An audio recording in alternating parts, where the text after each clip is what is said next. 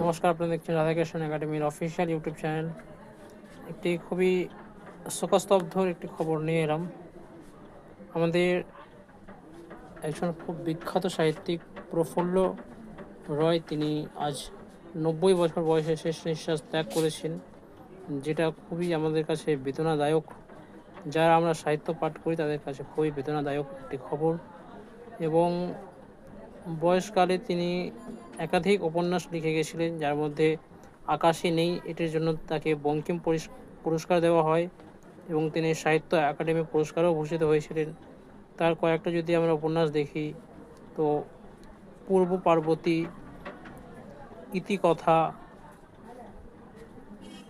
মন্দের মেয়ে প্রত্যাখ্যান, এই ধরনের কিছু তার গল্প উপন্যাস রয়েছে। তিনি 1934 সালে পূর্ববঙ্গে জন্মগ্রহণ করেছিলেন এবং 1950-এ তিনি ভারতবর্ষে আসেন এবং 1956 সাল থেকে তিনি লেখা শুরু করেন। মানে 1956 সালে তার প্রথম উপন্যাস প্রকাশিত হয়েছিল পূর্ব পার্বতী।